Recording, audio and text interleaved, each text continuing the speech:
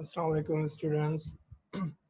आज का जो टॉपिक है कंस्ट्रेंट्स, उसके बारे में आज हम देखने जा रहे हैं कि कंस्ट्रेंट्स बेसिकली हैं क्या। तो शुरू करते हैं। सबसे पहले हमारा जो है इंट्रोडक्शन ऑफ कंस्ट्रेंट्स आता है कि कंस्ट्रेंट्स हैं क्या। बेसिकली आप क्या कर रहे होते हो, आप रूल्स जो है वो डिफाइन कर रहे होते हो कि भाई इसके तहत जो है हमारी डेटा जो टेबल्स हैं उसके अंदर डेटा इंसर्ट हो। या आप कह रहे होते हैं कि भाई रूल्स क्या है, या आप बेसिकली आप रूल्स को डिफाइन करते हुए बता रहे होते हैं, लिमिट कर रहे होते हैं अपनी डेटा को कि इस टाइप की और ये बेसिकली रेस्ट्रिक्शंस हों हमारे उस टेबल पे, ताकि हमारा जो डेटा इंसर्ट हो उस रेस्ट्रिक्शंस के बेसिस पर ही इंसर्ट हो। तो यहाँ पे बेसिकली हमारे पास दो किस्म के कंस्ट्रेंट्स होते हैं जो कि हम बेसिकली टेबल पे अप्लाई कर रहे होते हैं। अब टेबल में क्या क्या है वो जिस तरीके से यहाँ पे है कि भाई कॉलम लेवल। अब टेबल के कॉलम पे जब हम अप्लाई करें तो वो बेसिकली कॉलम लेवल कंस्ट्रेंट्स कहलाते हैं, और वो आगे हम देख रहे हैं। इसके अलावा यहाँ पर देखें दूसरा है टेबल लेवल, जो टेबल पे अप्लाई हो। तो आप कॉलम पे भी कुछ ऐसे हैं कंस्ट्रेंट जो आप कॉलम पे अप्लाई कर सकते हो, कुछ हैं जो आप टेबल पे भी अप्लाई कर सकते हो। तो इस तरीके से वो कुल मिला के जो सारी चीज़ें हैं वो बेसिकली हमारी उस डेटाबेस के टेबल पे अप्लाई होंगी, ताकि हम लिमिट्स अप्लाई कर सकें, उसके बेसिस पर हमारी डेटा की इंसर्शन हो, उसके रूल्स जो है हम जिस बेसिस पे इंसर्ट करना चाह रहे हैं वो वायलेट ना हो। तो अब यहाँ पर ये जो आपको लिस्ट दिख रही है वो बेसिकली ये कॉमनली यूज़ होते हैं और वेल नोन हैं, वो वाले ये बेसिकली कंस्ट्रेंट्स हैं जो कि हम डेटा टेबल पे उसके कॉलम पे या उसके और टेबल पे अप्लाई कर रहे होते हैं। तो उसमें से ये इनके अलग अलग काम है। तो सबसे पहले हमारे पास नॉट नल आता है कि नॉट नल क्या करता है। अब नॉट नल से आप वैसे भी देख सकते हो, नल जो होता है मींस अननोन वैल्यू या एम्प्टी वैल्यू। मगर जब हम बात करें नॉट नल की, तो नॉट नल मींस के जहाँ पर नल ना हो, नल ना हो मींस कोई ना कोई वहाँ पर वैल्यू होनी चाहिए। तो ये एक किस्म का कंस्ट्रेंट है, सॉरी।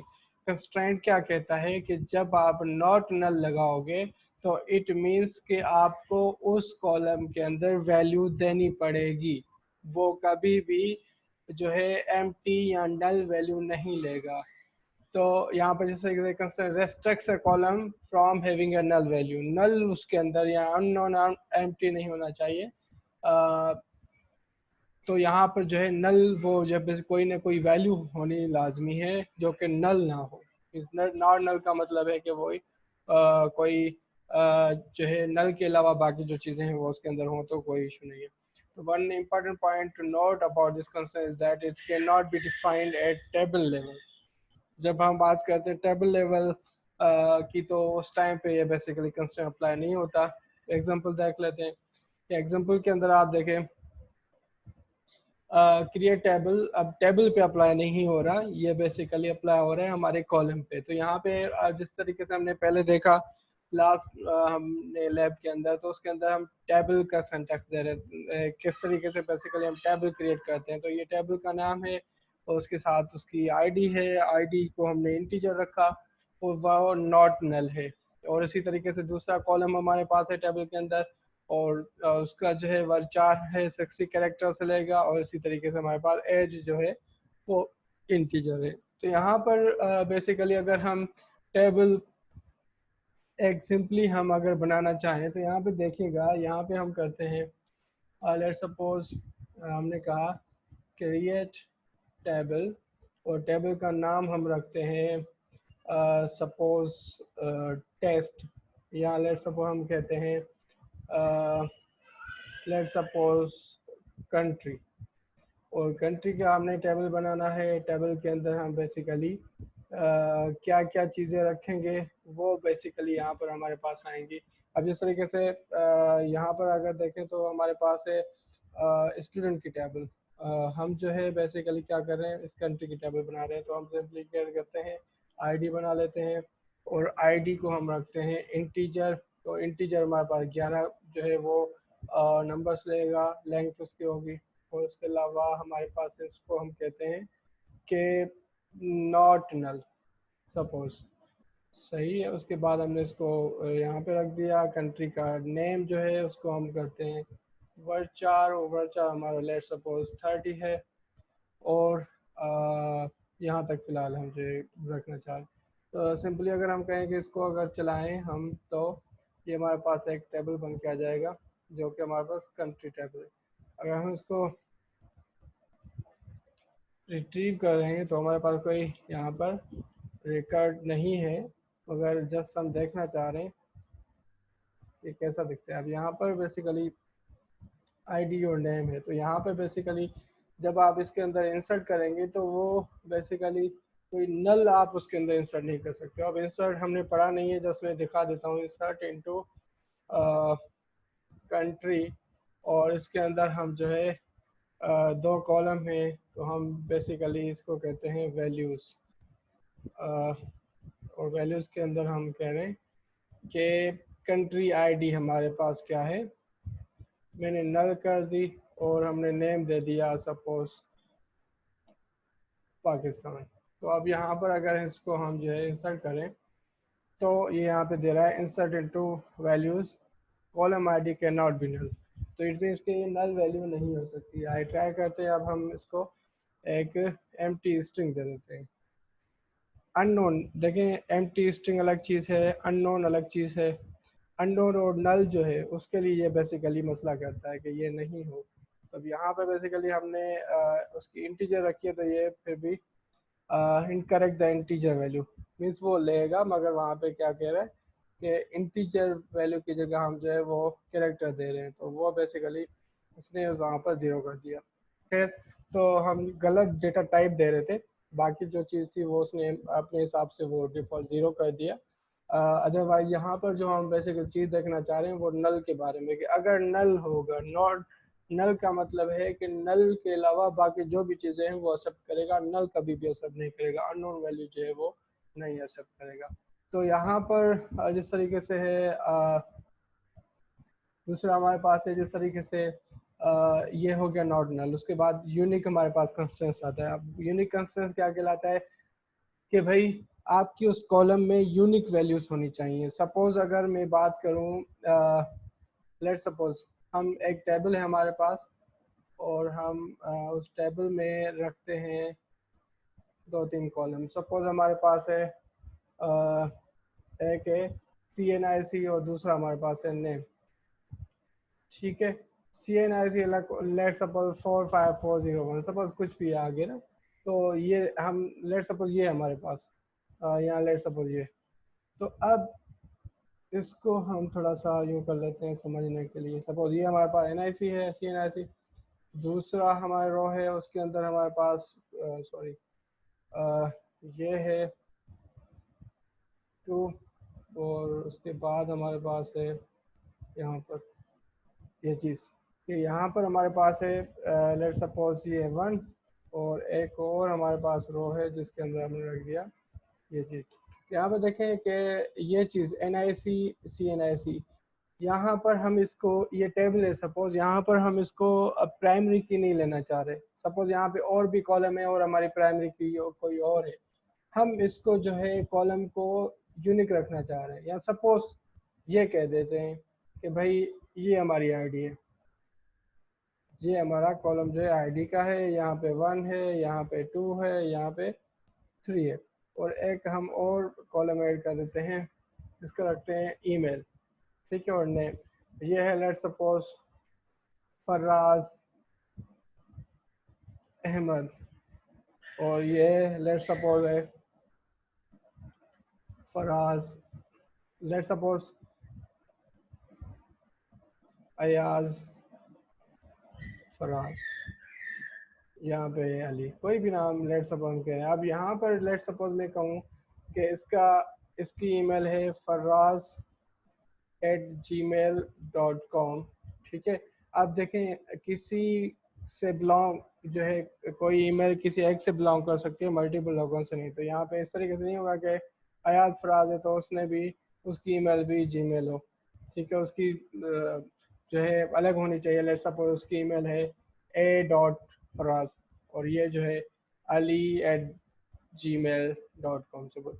अब देखें ये चीज़ें किसी ईमेल जो है वो बेसिकली हम प्राइमरी की नहीं लेना चाह रहे, प्राइमरी की हमारी आईडी है, मगर यहाँ पर हमारे पास ईमेल जो है वो हर किसी की यूनिक होती है। तो व्हाई नॉट, हमें पता है कि ये लेट्स सपोज हमारा टेबल है यूज़र्स, और यूज़र्स के टेबल में हर किसी के अगेंस्ट जो ईमेल होगी हमारी वो यूनिक होगी, किसी के लिए वो डुप्लीकेट या रिपीट नहीं हो रहेगी। तो हम बेसिकली क्या करेंगे, वहाँ पर जहाँ पे ज़रूरत पड़े, जिस कॉलम को हम चाह रहे हैं कि यो उसके अंदर जो वैल्यू है वो यूनिक रहनी चाहिए, ना कि डुप्लीकेट हो, तो फिर हम उसके लिए हमें ज़रूरत पड़ेगी यूनिक अप्लाई करने की। तो यहाँ पर जिस तरीके से आप देखें तो हमारे पास ये जो कंस्ट्रेंट है वो यूनिक का है, जो कि बेसिकली क्या कहता है कि हम उस जिस कॉलम पे अप्लाई करोगे उस कॉलम के लिए वो जो है चीज़ें यूनिक लेगा। अगर आप वहाँ पे डुप्लीकेट करेंगे तो वो आपको कभी भी इंसर्ट करने नहीं देगा। तो यहाँ पर बेसिकली कह रहा है कि कंस्ट्रेंट्स जब यूनिक अप्लाई करेंगे जब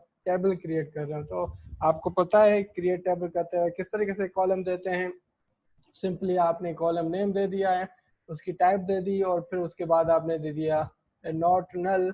अब देखें हमेशा हमारे पास जो प्राइमरी की हम रख रहे होते हैं, सपोज यहाँ जो चीज़ यूनिक रख रहे होते हैं, तो वहाँ पर बेसिकली हम नॉट नल देते हैं कि वो ज़रूरी है। अब देखें ऐसा पता चले कि सारी चीज़ें डिपेंडेंट है आईडी पर और आपने उसको नॉट नल जो है नहीं किया, मीन्स वो जो है बाय डिफ़ॉल्ट चीज़ें नल हो सकती हैं, उसके अंदर वैल्यू उसके अंदर इंसर्ट करेंगे तो वो बाय डिफ़ॉल्ट नल होते हैं, तो वो ले लेते हैं। मीन्स इंसर्ट करेंगे, आपने उसको प्राइमरी की कर दिया या यूनिक, सपोज यूनिक कर दिया मगर नॉट नल नहीं किया, तो अगेन इशू है। पता चले कि उस जो कॉलम आपको यूनिकली आइडेंटिफाई करके दे रहा है हर रो को, या किसी बाकी कॉलम जो डिपेंडेंट है, तो वहाँ पर बेसिकली मसला क्या है, मसला ये है कि वो अगर नल खुद हो जाए तो फिर कैसे आप वहाँ से उठा सकेंगे किसी पर्टिकुलर रिकॉर्ड।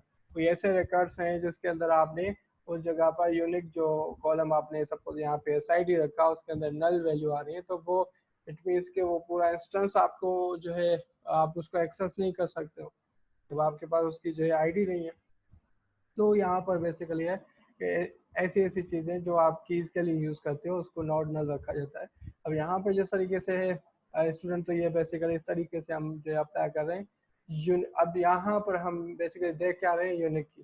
तो यूनिक जो है हम अप्लाई करना चाह रहे हैं, नॉट नल आपको पता है, और यूनिक आप इस तरीके से लिखें तो उस कॉलम पे वो चीज़ अप्लाई हो जाएगी, वो कभी भी डुप्लीकेट जो है इंसर्ट नहीं होंगी। अब जिस तरीके से हमारे पास यहाँ पे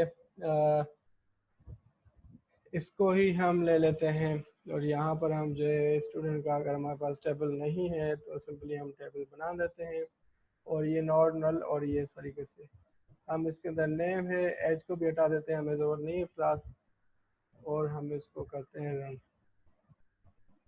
तो हमारे पास एक और टेबल स्टूडेंट के नाम से बन के आ गई। हम इसके अंदर जो है वैल्यूज इंसर्ट करना चाह रहे हैं, एक इस तरीके से यहाँ पे हम बेसिकली क्या कहते हैं स्टूडेंट, और उसकी जो है कोई ना कोई आईडी है आईडी, और यहाँ पे स्टूडेंट का नेम है अहमद सपोज। ठीक है भाई, अब इसको हम इंसर्ट करते हैं, ये बड़े आराम से इंसर्ट हो गया। दोबारा मैं इसको चलाऊँ तो कह रहा है कि डुप्लीकेट एंट्री वन फॉर की, क्योंकि वो पहले इंसर्ट हो चुकी हो, तो आप काइंडली इसकी जो है डुप्लीकेट नहीं कर सकते क्योंकि हमने यूनिक रखा है। तो हम दो करते हैं और ये इंसर्ट करते हैं, तो यहाँ पर हमारे पास ये इंसर्ट हो गई। ठीक है भाई, तो ये हमारे पास ये बेसिकली क्या है, यूनिक को यूज़ करने का तरीका जब आप टेबल क्रिएट करके कर रहे हैं।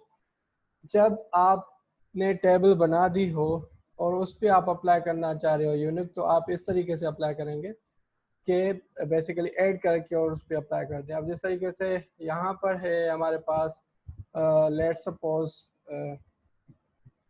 हमने टेबल बनाया, create table country ID integer not null रखा है, हम इसको यूनिक कर देते हैं। तो किस तरीके से करें, अल्टर टेबल, और टेबल का नाम है कंट्री, और कंट्री के अंदर हम बेसिकली क्या कर रहे थे, ऐड कर रहे थे, और आईडी को हम क्या रखना चाह रहे हैं, सपोज आईडी इंटीजर यूनिक हो, यूनिक। ठीक है, और ये यहाँ पर हम इसको अगर अल्टर करें और इसको यूनिक रखना चाहे, सॉरी ये क्या duplicate column name ID,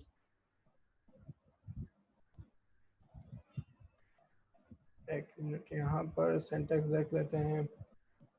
add unique, sorry sorry sorry, यहाँ पर बेसिकली गलत हमने सिंटैक्स कर दिया। ये इस तरीके से आईडी, ठीक है, और हम इसको करते हैं ऐड। तो ये बेसिकली हमारे पास रन हो गई। अब हम अगर इसके अंदर एक एंट्री करते हैं, ज़ीरो हमारे पास पहले है। अगर आप देखें यहाँ पर हम सिलेक्ट करते हैं कंट्री को, तो हमारे पास एक एंट्री है ज़ीरो के नाम से। अगर दूसरी हम जो है फिर दोबारा से एक करें तो ये डुप्लीकेट करते रहे, मगर अगर वन करेंगे तो ये आराम से चल जाएगी, ठीक है। और यहाँ पर हम इसको सिलेक्ट कर लेते हैं, तो यहाँ पर हमारे पास रिकॉर्ड आ गया 01, ठीक है। तो ये बेसिकली एग्जिस्टिंग जो कॉलम है उस पर आप अप्लाई करना चाह रहे हो, अल्टर टेबल स्टूडेंट और ऐड यूनिक किस तरीके से करेंगे। उसके बाद हमारे पास आता है प्राइमरी की कंस्ट्रेंट, कि बेसिकली प्राइमरी की का आपको पता है कि जिस तरीके से हर टेबल के अंदर ज़्यादातर जहाँ पर हमें ज़रूरत पड़ती है वहाँ पर हम कॉलम को जो यूनिकली आइडेंटिफाई कर सके ईच रो को, तो उस कॉलम को बेसिकली हम कर रहे होते हैं। जिस तरीके से CNI से हो गया, आप उसको रख सकते हो, ID है अगर वो 1 2 3 4 इस तरीके से आप मेंटेन कर रहे हो, या 101 102 103 कोई भी हो, मगर यूनिकनेस हो तो आप वहाँ पे प्राइमरी कंस्ट्रेंट्स अप्लाई करते हैं। ये कंस्ट्रेंट जो है वो बेसिकली आपके डेटाबेस के अंदर जो टेबल हैं उनके अंदर ये हर रो को यूनिकली आइडेंटिफाई करेगा। अब प्राइमरी की का जो है जब आप टेबल बनाएंगे तो किस तरीके से बेसिकली उसका आप अप्लाई करेंगे, वो सिंपली आपका जिस तरीके टेबल है हम इंटीजर जिस तरीके से देते आते हैं उसकी टाइप या वर्चार जो भी हो, यहाँ पर आप प्राइमरी की रख रहे हो तो ये बेसिकली आप क्या करो, जैसे वहाँ पे यूनिक रखा था, यूनिक को रिप्लेस कर दो आप प्राइमरी की के साथ, तो बेसिकली वैसा बन जाएगा। अब यहाँ पर हम टेबल बना रहे थे कौन सी, सपोज हमारे पास है एक टेबल, ये स्टूडेंट की टेबल। अब वो पहले से यूनिक है तो हम इसको जो है एक बार जो है यहीं पे रख देते हैं। मैं कर देता हूँ ड्रॉप स्टूडेंट को, ताकि हम दोबारा से उसको क्रिएट कर सकें। सॉरी, ड्रॉप टेबल, और इस तरीके से हम इसको करते हैं ड्रॉप, और ये हमारी टेबल चली जाएगी। यहाँ से हमारे पास टेबल ख़त्म हो गई। अब हम इसको करते हैं लेट्स सपोज नॉट नल जो है आप इसमें रख दें, ये प्राइमरी जो है आपने इस तरीके से, ये बेसिकली हमारे पास बन जाएगा। हम इसको रन करेंगे, रन करने के बाद हम अगर इसको ट्राई करके देखते हैं कि हमने नल रखा और इसके अंदर इंसर्ट करने की कोशिश कर रहे हैं कि नॉट बी नल। देखिए यहाँ पे बात है कि जब आप unique attribute sorry constraint apply कर रहे हैं उस कॉलम पर, तो वहाँ पर नॉट नल आपको ज़रूरत है अगर, तो वहाँ पर आप दे सकते हो, जहाँ ज़रूरत नहीं है नहीं दो। मगर यहाँ पर प्राइमरी की है जो कि यूनिकली ज़रूरत पड़ेगी, ये पूरे कॉलम की रिकॉर्ड्स जो है सॉरी पूरी टेबल के रिकॉर्ड्स को यूनिकली आइडेंटिफाई करेगा। तो ये प्राइमरी की बेसिकली आपके लिए ज़रूरी है कि वो नल नहीं हो, सही है। तो अब उसके लिए आपको लिखना नहीं है, यहाँ पर मैंने नहीं लिखा था, मैंने ये नहीं लिखा कि नॉट नल हो, बल्कि प्राइमरी की लिखा और उसने वो कर दिया, क्योंकि बाय डिफॉल्ट प्राइमरी की को देखते हुए नॉट नल करता है। वरना ये भी हो सकता है कि गलती की गुंजाइश हो सकती है कि आपने प्राइमरी की लिखा नॉट नल जो नहीं किया आपने, तो फिर वो भी इशू करेगा कि भाई कहीं नल हो गया तो प्राइमरी की जो है वो मसले करेगी, क्योंकि आप रिकॉर्ड जो है वो रिकॉर्ड नहीं ला सकते। तो इस तरीके से हमने यहाँ पर प्राइमरी की को देखा। जस्ट यूनिक को आप यूनिक के साथ नॉट नल भी यूज़ कर सकते हो, यहाँ पे आपको ज़रूरत नहीं है क्योंकि वो बाय डिफॉल्ट नॉट नल होता है। तो इस तरीके से प्राइमरी की हम अप्लाई करते हैं। उसके बाद हमारे पास है कि एग्जिस्टिंग टेबल में किस तरीके से करेंगे। भाई एग्जिस्टिंग टेबल है उसके अंदर हमने प्राइमरी की अप्लाई नहीं की है, तो आप सिंपली अल्टर टेबल करके और ऐड प्राइमरी की करेंगे। जिस तरीके से ऐड यूनिक रखा मैंने, ऐसे ऐड प्राइमरी की आप लिखेंगे तो वो अप्लाई हो जाएंगी। और मल्टीपल कॉलम्स, दो कॉलम को आपने अगर करना है प्राइमरी की, तो ये आपकी जो है इस तरीके से होगा कि आप जहाँ प्राइमरी की में कॉलम एक दे रहे थे, कॉमा सेपरेटेड आपने दो कॉलम देने हैं। ये ऑब्वियस है, इसमें मेरे ख्याल से कोई करने की या एग्जांपल दिखाने की कोई ज़रूरत नहीं, आप इसको खुद से ट्राई कर सकते हैं। उसके बाद फिर आता है फॉरेन की कंस्टेंट। अब सबसे पहले तो भाई फॉरेन की कंस्टेंट है क्या। फॉरेन की में जिस तरीके से आपको पता है कि हम लेट्स सपोज दो टेबल के दरमियान, दो हमारे पास टेबल हैं और दोनों के दरमियान कोई ना कोई रिलेशनशिप है। अब जिस तरीके से यहाँ पर एक एग्जांपल दी हुई है कि कस्टमर का टेबल है, कस्टमर के टेबल के अंदर हमारे पास कस्टमर की डिटेल है, नेम है, आईडी है, उसकी एड्रेस है। अब दूसरा हमारे पास टेबल है जो कि ऑर्डर, ऑर्डर का नाम क्या है और ऑर्डर की आईडी क्या है, और ऑर्डर वो है उसके अंदर सीआईडी लिखी हुई है जो कि किस कस्टमर के साथ ये ऑर्डर बिलोंग करता है।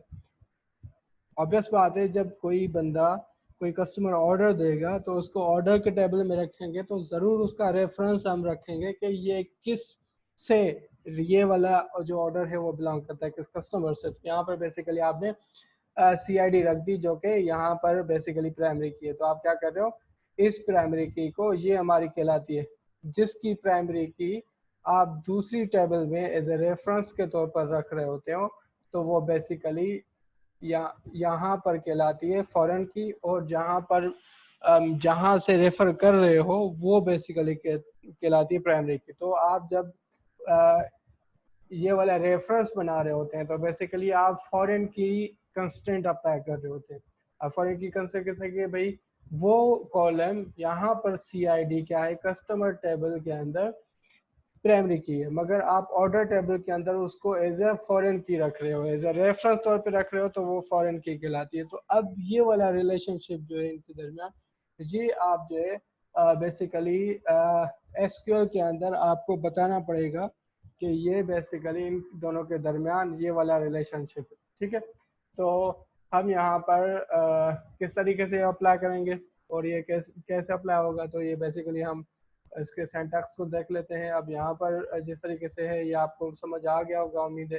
अब यहाँ से पता चल रहा है कि किस कस्टमर का ये ऑर्डर है, तो इस तरीके से हम जो है जॉइन लगा के डेटा लेके आ सकते हैं कि पर्टिकुलर किसी सिलेक्टेड कस्टमर की जो है ऑर्डर्स लेकर आओ, तो वो फॉरेन की कंस्ट्रेंट्स के थ्रू, क्योंकि फॉरेन की कंस्ट्रेंट अप्लाई किया है तभी हमें जो है वहाँ से आसानी के साथ पता चल जाएगा कि इन दोनों के दरमियान रिलेशन क्या है, तो उस हिसाब से हमें डेटाबेस से चीज़ें ला के दे देगा, मीन्स रिकॉर्ड्स ला के दे देगा। तो यहाँ पर आपको अगर टेबल की लेवल पे अप्लाई करना हो तो यहाँ पर क्या है कि आप किस तरीके से अप्लाई करेंगे कि आपने कहा कि ऑर्डर की टेबल लेट्स देखें, सपोज हमारी ये टेबल बनी हुई है, उसके अंदर ये सीआईडी प्राइमरी की है, आपने पहले बना दी। दूसरा आपने क्या किया, दूसरी टेबल बनाई, दूसरी टेबल पे आप अप्लाई करना चाह रहे हो। अब वहाँ पर आपने ये टेबल बना रहे हैं, टेबल का सिंटैक्स सिंपल है, आपने ऑर्डर दिया, ऑर्डर आईडी दी, प्राइमरी की रखी, दूसरा आपने ऑर्डर नेम दिया, सीआईडी रखी, क्योंकि सीआईडी आपकी उसकी जो है वो कॉलम ऐड कर रहे हैं। अब क्या कर रहे हो आप, जब इस तरीके से लिख रहे हो फॉरेन की कौन सी सीआईडी जो यहाँ पे बना रहे हो आप, वो उसकी सीआईडी आप क्या कर रहे हो, ये सेम है, ये इस तरीके से सिंटैक्स है फॉरेन की, और आपने कॉलम नेम बता दिया अपनी उस टेबल का जो आप बना रहे हो उसके अंदर किस कॉलम को आप फॉरेन की बनाना चाह रहे हो। तो आपने ये लिखा, ज़रूरी नहीं है कि आप सेम कॉलम नेम से जो है वो करें, मगर ये बेसिकली वहाँ पे अगर आपको कोई लेट्स सपोज आप जो है नेमिंग कन्वेंशन को भी प्रॉपर रखना चाह रहे हैं, आप उसमें जो है चेंजिंग नहीं करना चाह रहे और आपकी आसानी के लिए समझने के लिए आप उसको सेम नाम दे रहे हो तो ठीक है, वरना ये अपने पास रेफरेंशियल इंटीग्रिटी बेसिकली अपने पास रख रहा होता है। यहाँ पे जो कंस्टेंट्स है रेफरेंशियल इंटीग्रिटी हम अचीव कर रहे होते हैं, तो वहाँ पे बेसिकली हम फॉरेन की अप्लाई कर रहे होते हैं। तो यहाँ पर जिस तरीके से बेसिकली है कि आपने ये अप्लाई कर दिया, फिर आपने कीवर्ड लिखना है रेफरेंसेस। ठीक है, रेफरेंसेस लिखा, उसके बाद आपने टेबल का नाम देना है जिसकी प्राइमरी की यूज़ कर रहे हो। ठीक है, आपने उसका नाम दे दिया और उसके अंदर आपने कॉलम नेम दे दिया। तो ये बेसिकली इस तरीके से आपका, अब मेरे पास जो है टेबल कस्टमर का नहीं, कस्टमर का टेबल जो है वो मुझे बनाना पड़ेगा, फिर जो है ऑर्डर का टेबल बनाना पड़ेगा ताकि फिर ये रेफरेंस में अप्लाई कर सकूँ, मीन्स ये कंस्ट्रेंट अप्लाई कर सकूँ, फॉरेन कंस्ट्रेंट। तो इस तरीके से बेसिकली आपकी जो ये टेबल बनी मीन्स ये वाली, और उसके अंदर ये आपने कॉलम ऐड कर दिया जो कि आपने उसके लिए ये लाइन लिखी, उसके बाद आपने ये चीज़ कर दी कि वहाँ पर रेफरेंस बता दिया कि इस टेबल के अंदर कौन सा कॉलम फॉरेन की होगा और किस की टेबल की प्राइमरी की के साथ उसका जो है वो रिलेशनशिप है। तो यहाँ पर ये वही चीज़ें जो मैंने बताई वो लिखी हुई हैं। तो इस तरीके से बेसिकली आप अप्लाई करते हैं फॉरेन की कंस्ट्रेंट। ठीक है, अब देखें ये चीज़ें सामने में लिखूंगा और आपके सामने इस तरीके से आ जाएंगे कि भाई ये हो गया, इस पर अप्लाई हो गया, किस तरीके से नहीं हुआ। तो यहाँ पे हम जैसे कि बना देंगे तो आपको वैसे जब डेटाबेस के अंदर रिकॉर्ड्स आएंगे, हमने वो नहीं पढ़ा किस तरीके से चीज़ें उसके अंदर जाती हैं, जब डिलीट करते हैं, अपडेट कर रहे होते हैं तो क्या इन पे अफेक्ट पड़ता है। तो फिलहाल के लिए आपने ये चीज़ें देखने के बेसिकली कि ये फॉरेन की कंस्ट्रेंट अप्लाई किस तरीके से होगा ताकि उनके दरमियान ये जो है रिलेशनशिप रहे। अब यहाँ पर ये तो क्रिएट करने के टाइम पे कि उसकी लेवल पर, जब कॉलम के लेवल पे करेंगे तो आपने किसी कॉलम को जो है वो अप्लाई करना है एज अ फॉरेन की। तो लेट्स सपोज हमारे पास यहाँ तक ये टेबल बना हुआ था, ये चीज़ उसमें नहीं थी। आपने कहा कि उसमें CID को बाद में आपको पता चला या ज़रूरत पड़ी आपको कि इसको जो है फॉरेन की होना चाहिए कस्टमर टेबल की प्राइमरी की CID के साथ, तो आप उसको कॉलम लेवल पे अप्लाई कर सकते हो। ठीक है भाई।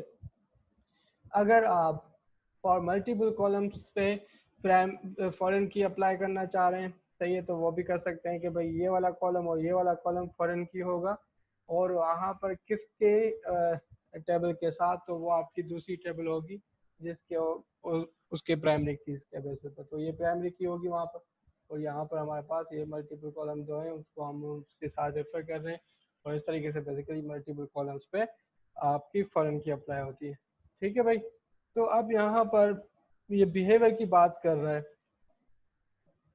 कि जब दो टेबल्स हैं आपस में वो कनेक्टेड हैं फॉरेन की के साथ और वो दूसरी टेबल में प्राइमरी की है। तो अच्छा, यहाँ पे एक और बात मैं बताना भूल गया कि जब जिसकी प्राइमरी की यूज़ कर रहे हैं वो टेबल कहलाता है मेन टेबल या पेरेंट टेबल, और जो यूज़ कर रहा है और वो जहाँ पर उसकी कॉलम जो है वो फॉरेन की है तो वो कहलाती है चाइल्ड टेबल। तो यहाँ पर ऑर्डर जो है वो चाइल्ड टेबल है। तो यहाँ पर बेसिकली हम इस चीज़ को समझने की कोशिश करें कि हम जब कुछ डेटा जो है मेन टेबल के अंदर डिलीट करें या अपडेट करें, तो यहाँ पर आपको पता है कि चाइल्ड के अंदर उसका कोई ना कोई जो है वो रिकॉर्ड एक या एक से ज़्यादा ज़रूर पड़ा होगा। अगर है सपोज, मीन्स ज़रूरी नहीं है कि वो कि यहाँ पे एक निदा है और निदा ने ऑर्डर दिया ही नहीं हो सपोज, सही है, तो वो पॉसिबल है। मगर अब जब बात कर रहे हैं कि इन दोनों के दरम्यान है, अगर एक लेट सपोज हमारे पास है एक रिकॉर्ड है निदा, ठीक है। अब हमारे पास निदा जो है उनका ऑर्डर है यहाँ पर 101 में, ठीक है, तो ये कोई ना कोई रिलेशन है, चाइल्ड है, ये हमारे पास पेरेंट टेबल है। और यहाँ पर अब बात ये है कि अगर हम निदा को डिलीट कर दें या अपडेट कर दें तो क्या इस पे फ़र्क पड़ना चाहिए? भाई जब पेरेंट चला गया तो जब पेरेंट ही नहीं बचा तो चाइल्ड का होना क्या लाजमी है। तो यहाँ पर चीज़ें हैं कि अब इस सिचुएशन को कैसे देखें कि कौन सी चीज़ें हैं जहाँ पर चाइल्ड के अंदर रिकॉर्ड को एग्जिस्ट होना चाहिए, नहीं होना चाहिए जब अपडेट कर रहे हैं, डिलीट कर रहे हैं। तो हमारे पास कोई ना कोई यहाँ पे कहता है कि मैकेनिज्म हो ताकि हम इंटीग्रिटी जो है डेटा की वो हम यहाँ पर जो है मेंटेन कर सकें। तो वो किस तरीके से, अब यहाँ पर कहता है कि जब आप टेबल क्रिएट करते हैं तब आपके पास ये ऑप्शन आते हैं कैस्केड, सेट नल और रेस्ट्रिक्ट, ये आप अप्लाई कर सकते हो, आपके पास ऑप्शन है, सही है। अब यहाँ पर ये बेसिकली क्या है, कैस्केड जो है वो क्या करता है, जब आप ये फॉरेन की कंस्ट्रेंट अप्लाई कर रहे होते हैं वहाँ पर आपने अगर कैस्केड का कंस्ट्रेंट आपने अप्लाई कर दिया तो वो उसका मतलब है कि जब मैं यहाँ पर निदा के रिकॉर्ड को डिलीट कर दूँ तो उसके साथ ऑर्डर टेबल के अंदर जितने भी रोज हैं उससे एसोसिएटेड वो भी डिलीट हो जाए। या आप कह रहे हैं कि लेट सपोज हमारे पास यहाँ पर है कि ज़्यादातर प्राइमरी की को जो है हमेशा वो सेम रहती है, हम उसको चेंज नहीं कर रहे होते हैं, मगर अगर कभी ज़रूरत पड़ती है तो हम उसको चेंज करें, वरना मेरे ख्याल से तो ज़्यादातर उसकी ज़रूरत नहीं पड़ती। तो लेट सपोज अगर आपने यूनिक रख दिया हो, ठीक है, यहाँ हम ये कह देंगे लेट्स वही 101 है, हमने कहा इसको 104 होना चाहिए, ठीक है। तो अब अपडेट कर रहे हैं, तो जब आपने कैस्केड अप्लाई किया होगा तो वो क्या कर देगा, यहाँ पे 104 कर दिया आपने तो यहाँ पे भी 104 हो जाएगा, ठीक है भाई। अब यहाँ पर क्या है कि ये चीज़ें हैं कि कैस्केड ऑन डिलीट पे और ऑन अपडेट पे काम करता है, कि जब आप कैस्केड कंस्ट्रेंट अप्लाई कर रहे होंगे फॉरेन की, जब आप डिफाइन कर रहे हो तो उस टाइम पे आपने ये ऑप्शन बता दिया कि कैस्केड ऑप्शन हो, जिसमें का मतलब है कि आप जब मेन टेबल में मीन पेरेंट टेबल का रिकॉर्ड डिलीट करेंगे तो चाइल्ड टेबल का भी जितने भी एसोसिएटेड रिकॉर्ड्स होंगे वो सारे डिलीट हो जाएंगे, या ऑन अपडेट पे वो अपडेट हो जाएंगे, ठीक है भाई। उसके अलावा हमारे पास है रेस्ट्रिक्ट। रेस्ट्रिक्ट का मतलब है कि आप जब कोई चीज़ डिलीट करना चाह रहे हो मेन टेबल के अंदर या मॉडिफाई करना चाह रहे हो तो वो आपको कभी भी अलाउ नहीं करेगा।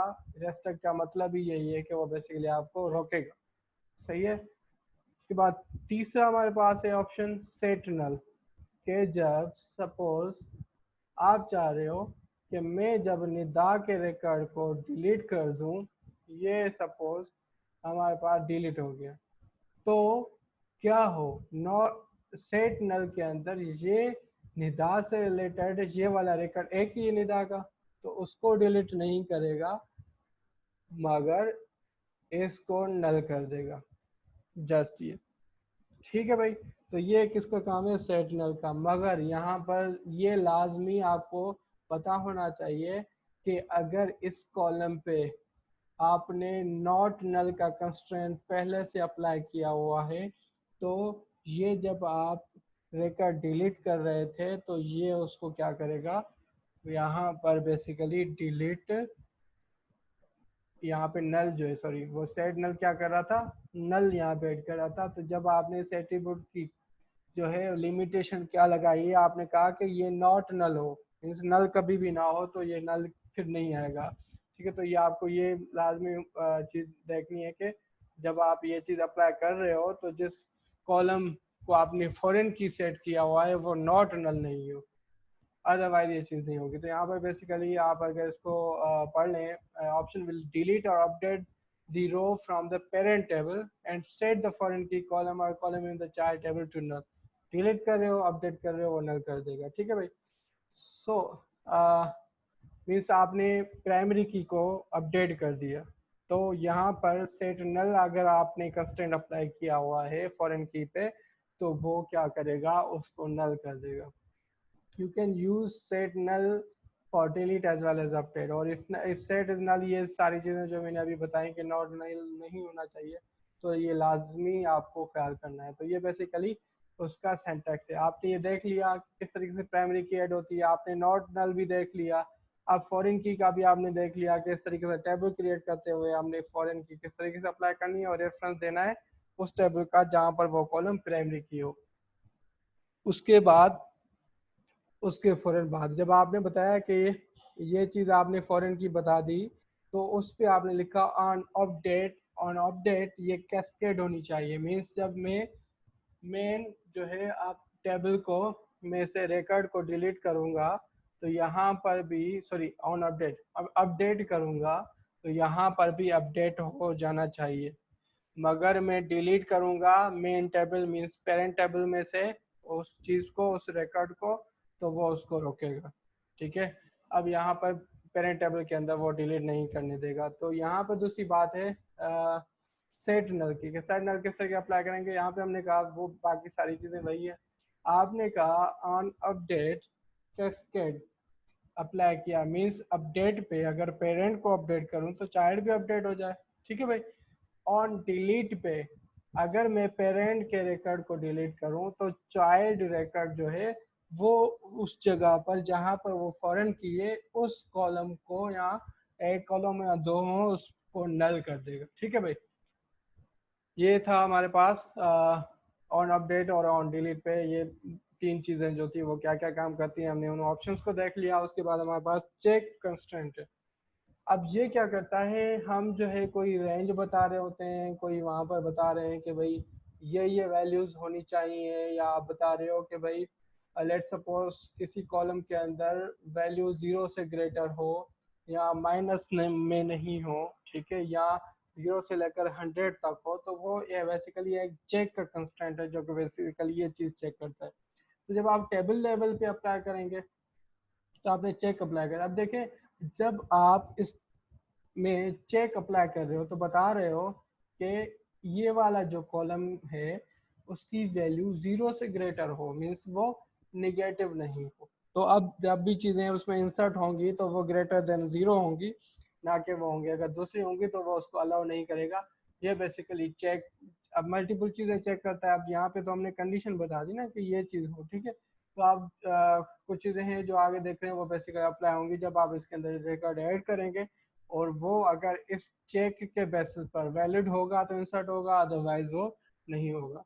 तो इसको मेरे ख्याल से हम ये चीज़ ही अगर इसको रन कर दें तो वहाँ पे वो चल जाएगी, तो मुझे लिखने की वहाँ पर ज़रूरत नहीं है, और ये आप जो है खुद से भी करके देखेगा। मगर यहाँ पर एक और चीज़ है कि वो टेबल पे अप्लाई हुआ, यहाँ पर हमारे पास वो बेसिकली क्या हो रहा है, कॉलम पे अप्लाई हो रहा है, ठीक है। अब यहाँ पर अब जब हमारे पास कॉलम पे अप्लाई हो रहा है तो यहाँ पर आप देखें कि लेट सपोज यहाँ पर एक चीज़ है कि हमने कहा सेट सॉरी यहाँ पर चेक कंस्ट्रेंट जो है इन ऑपरेटर के साथ किस तरीके से यूज़ होगा। आप क्या कर रहे हो, ये सिंपली वो चीज़ें जो हम कर चुके हैं, चेक अप्लाई।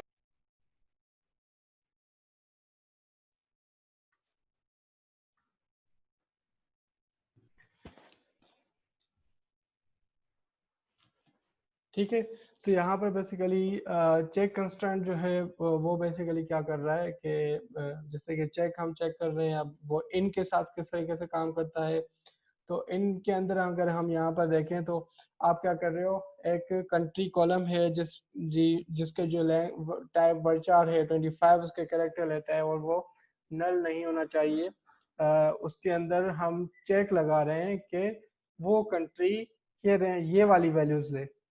में जब इंसर्ट करेंगे कंट्री कॉलम के अंदर वैल्यू वो यूके और यूएसए होनी चाहिए, और जितने भी यहाँ पे मेंशन करेंगे वो होनी चाहिए, उसके अलावा बाकी जो है वो एक्सेप्ट नहीं करेगा। तो ये बेसिकली चेक कंस्ट्रेंट हमें यूजिंग इन ऑपरेटर किस तरीके का काम आता है। इसी तरीके से जिस तरह की चेक के अंदर आपने कंट्री कॉलम बताया और इन आपने अप्लाई कर दिया, इसी तरीके से आप लाइक जो है ऑपरेटर को यूज कर सकते हो, कि आपने दो लेट सपोज लाइक कर दिया कॉलम और लाइक, और फिर उसके अंदर आपने कोई लेट सपोज पैटर्न बता दिया जिसके तहत जो बेसिकली वो चीज़ हो तो चलेगी, अदरवाइज वो उसको एक्सेप्ट नहीं करेगा, इंसर्ट करने नहीं देगा।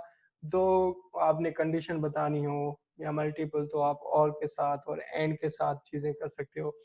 अब केस स्टेटमेंट है जो हमने नहीं पढ़ी है, वो हम आगे देखेंगे, तो वो किस तरीके से बेसिकली वो भी यहाँ पे किस तरीके से काम करेगी, तो वो भी आप बेसिकली चेक के अंदर अप्लाई कर सकते हो।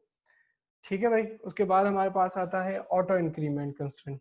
ऑटो इंक्रीमेंट कंस्टेंट जो है वो क्या कर रहा होता है, वो ऑटोमेटिकली 1 का इंक्रीमेंट करता है बाय डिफॉल्ट।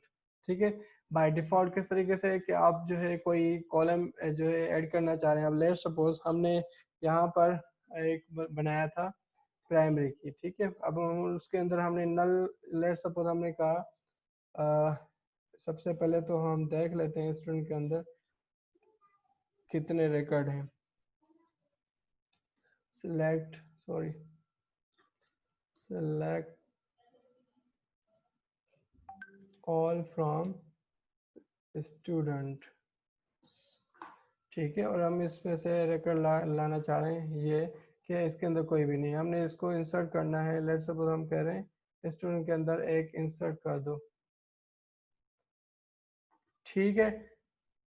लेट सपोज हम यहाँ पर स्टूडेंट के अंदर कॉलम बता रहे हैं कि आईडी और उसके अलावा नेम, और हमने ये यहाँ पे नहीं बताया, हमने कहा इस तरीके से दूसरा अली को आप इंसर्ट कर दो, सही है।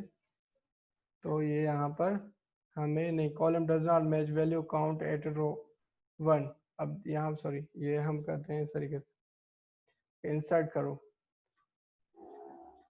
तो ये क्या कह रहा है, does not have a default value. हमने डिफ़ॉल्ट सेट नहीं किया कि आईडी की कोई डिफ़ॉल्ट हो, अगर डिफ़ॉल्ट होती भी तो मसला होता, क्योंकि वो हमारी प्राइमरी की है, वो हमें इंसर्ट करने नहीं देगी। तो उसके लिए हम बार बार यूं एंट्री करें। अब देखें, मुझे पहले देखना होगा कि पहले है कितने कॉलम और कौन सी आईडी पहले से नहीं है, 0 1 है उसके अलावा। अब मैं अगर यहाँ पे वन दोबारा से इंसर्ट करूँ या 0 करूँ तो इंसर्ट करने नहीं देगा। यहाँ पे मैं लिखता हूँ आरिस और यहाँ पे मैंने इसको करा लेट सपोज 1, तो ये इंसर्ट मुझे करने नहीं देगा। और यहाँ पे मैं कर देता हूँ आईडी सपोज, ठीक है। तो ये मुझे इंसर्ट करने नहीं देगा कि भाई अननोन कॉलम जो है वो basically in a field list. Student जो है हमारे पास यहाँ पर देखें, ये एस आई डी, सॉरी हमारे पास है एस आई डी, और हम यहाँ पर इंसर्ट करना चाह रहे हैं। तो ये डुप्लीकेट एंट्री कह रहा है, ठीक है। तो पहले से वो 1 है, तो हमें बार बार देखना पड़ेगा कि भाई अब कौन सी 3 डालनी है, 2 डालनी है, फिर से एक बार में देख लूँ कौन से हैं हमारे पास। 0 1 है तो हम यहाँ पर करते हैं 2 वाली हो तो अब इंसर्ट करके दे देगा। मगर व्हाट कि हम इस कॉलम को ही ऑटो इंक्रीमेंट रख दें, हर दफ़ा जब एंट्री हो तो +1 +1 करता जाए। अब की बार जब इंसर्ट करें तो वो 3 करेगा, उसके बाद हम करें तो फिर 4 करे, फिर 5 करे, हमें देखने की ज़रूरत ही नहीं है। तो वो किस तरीके से ऑटो इंक्रीमेंट अप्लाई होगा कि आपने अल्टर टेबल करके उसको मॉडिफाई करना है और फिर वो इस तरीके से बेसिकली अप्लाई हो जाएगा। आप देखें, मैं यहाँ पर करता हूँ, हमारे पास है अल्टर टेबल और हमारे पास स्टूडेंट टेबल है, उसको हम जो है मॉडिफाई करते हैं। मॉडिफाई में हम बताएंगे, एक मिनट, मॉडिफाई के अंदर हम कॉलम दे रहे हैं कि यहाँ पे एस आई डी है, एस आई डी हो, इंटीजर हो और वो ऑटो इंक्रीमेंट हो, ठीक है भाई। ऑटो इंक्रीमेंट कर दिया, हम इसको चला देते हैं। ये चीज़ हमने इसको रन कर दिया और हमारे पास alter table courses auto increment,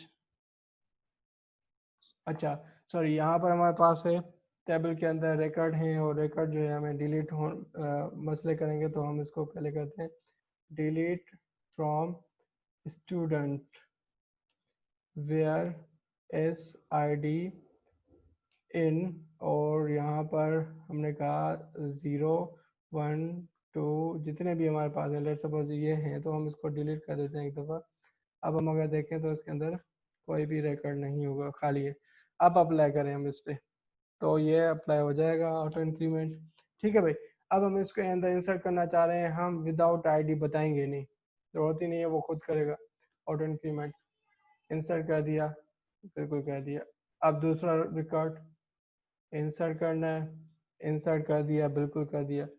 अब हम कहते हैं लेट सपोज और इसको इंसर्ट करते हैं, ये सक्सेसफुली इंसर्ट हो गया। और अब यहाँ पर आगे देखें तो ये 1 2 3 ऑटो खुद ही कर रहा है, इंक्रीमेंट कर रहा है। बेसिकली आप जो है मॉडिफाई करके ऑटो इंक्रीमेंट अप्लाई कर रहे हैं। जब आप क्रिएट टेबल कर रहे हो तो कॉलम के साथ जैसे नॉर्मल दे रहे होते हैं, बाकी चीज़ें दे रहे होते हैं, इसी तरीके से ऑटो इंक्रीमेंट कीवर्ड को लिख देंगे तो वो उसको ऑटो इंक्रीमेंट पे रख देगा। इस तरीके से आप सक्सेसफुली अप्लाई कर सकेंगे ऑटो इंक्रीमेंट का कंस्ट्रेंट अपनी टेबल के अंदर।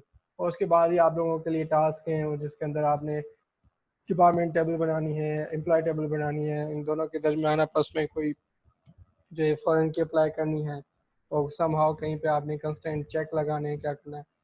चेक के बारे में एक चीज़ बताना भूल गया कि माई एसक्यूएल के अंदर अब मजीद जो है वो चेक काम यहाँ पे नहीं करता। ये बाकी डेटाबेस के अंदर जो है अभी भी कर रहा होता है, मगर ज़रूरी नहीं है कि सबके अंदर, हर किसी के अंदर थोड़ा सा सिंटैक्स डिफरेंट होता है।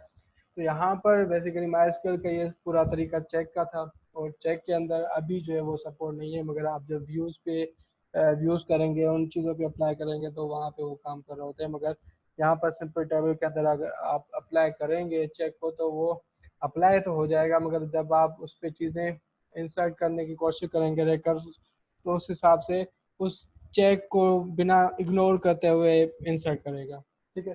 तो आज के लिए हमारे पास यही था। उम्मीद है कि आप लोगों को जो है चीज़ें समझ आई होंगी। थैंक यू सो मच, अपना ख्याल रखिएगा, अल्लाह हाफिज़।